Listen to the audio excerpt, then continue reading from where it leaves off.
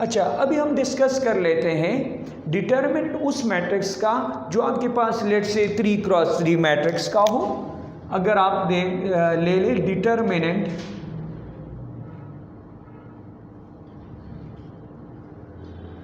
Of 3x3 matrix, say we have A11, A12, A13, A21, A22, A23, A31, A32, A33 बेटा इसका determinant discuss करेंगे।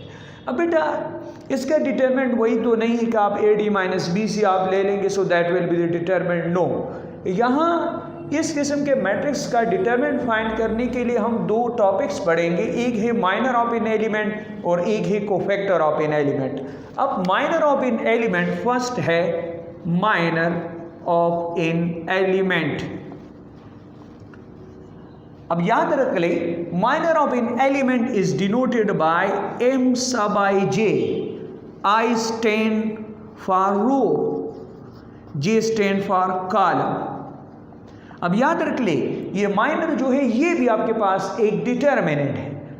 अब याद रख ले, जिस एलिमेंट का आप माइनर फाइंड करेंगे, लेट से M12, यानी वो एलिमेंट जो फर्स्ट रो सेकंड कॉलम में है, तो इसके माइनर फाइंड करने के लिए आप फर्स्ट डिटरमिनेंट सिंबल लगा लेंगे।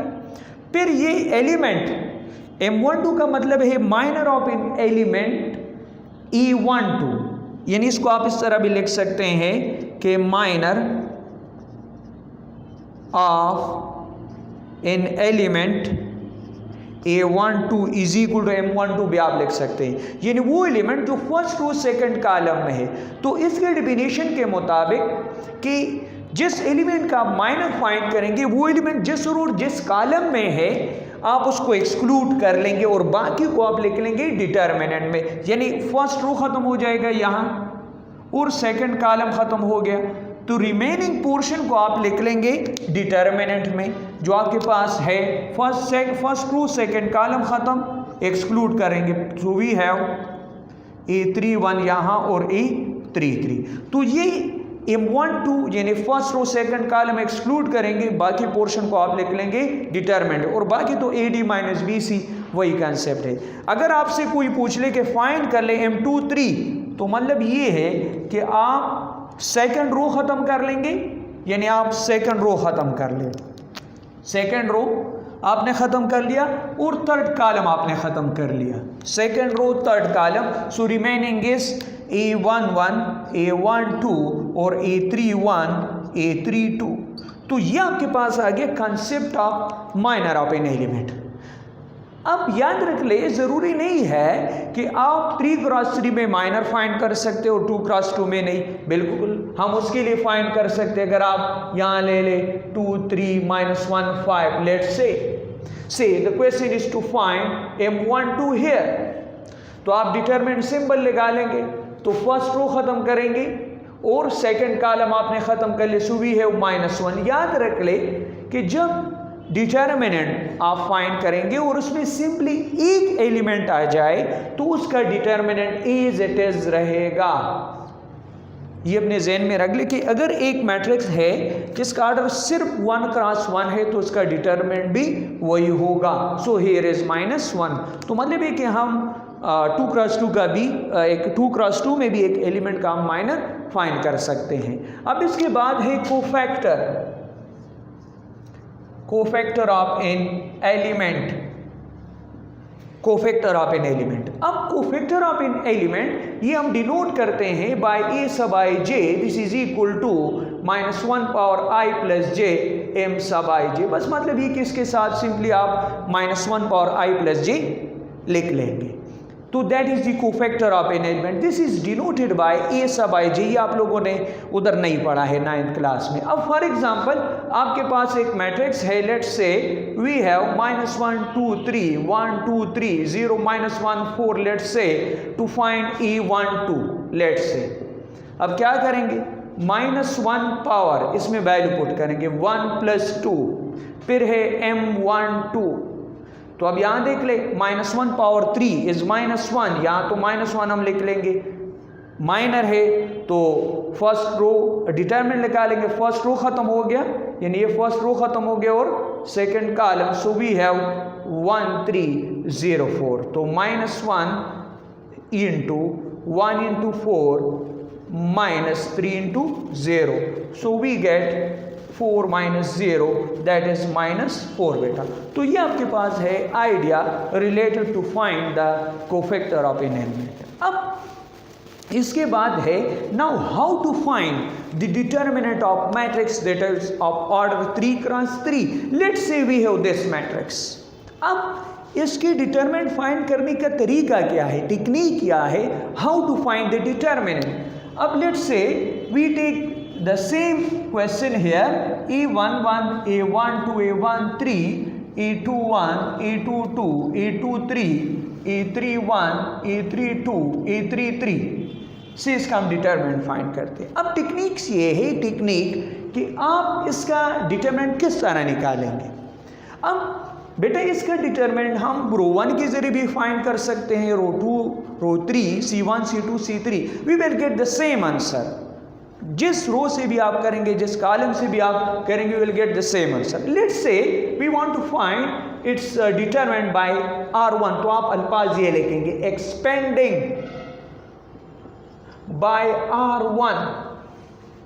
अब एक्सपेंडिंग बाय R1 तो यहाँ याद रख लीजिए ये रो 1 है, तो रो 1 के एलिमेंट आप उठाएंगे, उसी के साथ उसी का कोफैक्टर, तरतीब ये होगा, फिर प्लस एलिमेंट उसी के साथ उसी का कोफैक्टर, फिर एलिमेंट उसी के साथ उसी का कोफैक्टर आप मल्टीप्लाई करेंगे, तो ये एक्सपेंडिंग बाय R1 है। लेट्स से आप चाहते कि एक्सपेंडिंग बाय C1, तो अब यहां देख ले C1 की एंट्री ये है, तो A11 इसी के साथ उसी का कोफैक्टर, फिर A21 उसी के साथ उसी का कोफैक्टर, फिर A31 उसी के साथ उसी का कोफैक्टर, तो तरतीब ये होगा। तो आप रो 1 के जरिए करेंगे, रो 2, रो 3, C1, C2, C3, जिस रो के जरिए भी आप करेंगे या जिस कॉलम के जरिए, you will get the same answer. अब आपका क्वेश्चन नंबर 1 जो है वो रिलेटेड टू द डिटरमिनेंट है कि find the determinant of the given matrix and also to find A11, A12, A21, इस तरह उसने दिए आपको। तो अगर आप यहाँ देख ले, लेट्स से मैं आपकी बुक का क्वेश्चन कर लेता हूँ। आपके पास है एक्सरसाइज 2.2 में क्वेश्चन नंबर 1, जिसमें गिवन है आपको एक मैट्रिक्स से A विच इज गिवन, जो आपके पास है 1 3 1 1 3 1 -1 2 0 देन इज 2 0 -2 बेटा। क्वेश्चन ये कि आप इसका डिटरमिनेंट फाइंड कर ले, तो ये A11, A12, A13 तो इसमें खुद ब खुद आ जाएंगे, वो तो फाइंड कर सकते हैं, टेक्निक्स यही है। Let's say to find its determinant. अब डिटरमिनेंट सिंबल ये आप यूज करेंगे 1 3 1 -1 2 0 2 0 -2 बेटा। अब to find its determinant, let's say expanding by R1, expanding by R1 के जरिए हम इसका डिटरमिनेंट फाइंड करते बेटा। अब जब आप रो 1 के जरिए फाइंड करेंगे ना बेटा, तो इसके ऊपर आप A11, A12, A13 अपने लिए लिख ले। तो आप यहाँ क्या लिखेंगे, A11 उसी के साथ उसी का कोफैक्टर, A12 उसी के साथ उसी का कोफैक्टर, A13 उसी के साथ उसी का कोफैक्टर मल्टीप्लाई करें। Now what is A11? This is the small A11 which is 1 here, अपने ज़हन में रख ले, दिस इज A11 इज 1। फिर है कोफैक्टर, तो कोफैक्टर की डिफिनेशन है -1 पावर 1 + 1, सो -1 पावर 1 + 1। अब आपको पता है कि इसके बाद M11 आएगा, तो हम डायरेक्ट यहाँ डिटरमिनेंट सिंबल यूज करेंगे, तो फर्स्ट रो खत्म हो जाएगा और first column, so we have 2 0 0 -2। फिर नेक्स्ट है A13, sorry A12 is what 3, फिर -1 पावर कोफैक्टर है ना A12, सो -1 पावर 1 + 2। फिर डिटरमिनेंट आएगा, तो फर्स्ट रो खत्म हो जाएगा, ये first row, second column, so -1 0 और फिर है 2 -2 बेटा। फिर है बेटा A13 इज 1, सो -1 पावर, फिर वही कंसेप्ट A13 जो कोफैक्टर उसकी डिफिनेशन, तो फर्स्ट रो और थर्ड कॉलम, फर्स्ट रो खत्म हो गया और थर्ड कॉलम -1 2 और फिर है 2 0 बेटा। तो ये आपके पास 1 आ जाए क्योंकि -1 पावर 2 इज 1, तो AD, सो 2 इंटू -2 0 इंटू 0, फिर यहाँ से माइनस आएगा क्योंकि -1 power 3 is -1, so -1 into -2 -0 into 2, फिर यहाँ से 1 आएगा, सो 1 इंटू -1 इंटू 0 प्लस 2 इंटू 2 बेटा। सो वी गेट, यहाँ से अगर आप देख ले 1 इंटू ये -4 ये 0, फिर -3 ये 2 -0, फिर 1 इंटू 0 प्लस 4 बेटा। तो अगर आप देख ले -4 और यहाँ -6 और यहाँ +4 बेटा, सो वी गेट -6 बेटा। तो अगर आप देख ले, अगर आप इस मैट्रिक्स को आप देख ले बेटा, यहाँ देख ले बेटा, इसको मैट्रिक्स के डिटरमिनेंट को अगेन आप देख ले, 1 3 1 -1 2 0 2 0 -2 expanding by R1. So first row, first column, first row, second column, first row, third column. So small a11 is what? Small a11 is 1 बेटा, हमने लिख लिया। फिर है -1 power 1 plus 1, -1 power 1 plus 1, first row first column, तो first row खत्म हो गया, फर्स्ट कॉलम 2 0 2 0 0 -2, फिर +3 ये है बेटा। अब यहाँ देख ले बेटा, फर्स्ट रो, यहाँ फर्स्ट रो खत्म हो गया और सेकंड कॉलम, सो -1 0, फिर आपके पास है 2 -2, फिर है a13, स्मॉल a13 इज 1, फिर first row third column, so -1 2 2 0, अब AD minus BC, 2 into -2, so that is -4, फिर 3, फिर ये -1 इंटू -2, तो यहाँ से +2 आ जाएगा और 0 इंटू 2 इज 0, फिर यहाँ first row third column, so -1 into 0 is 0, 2 2 दा 4 आ जाएगा आपके पास।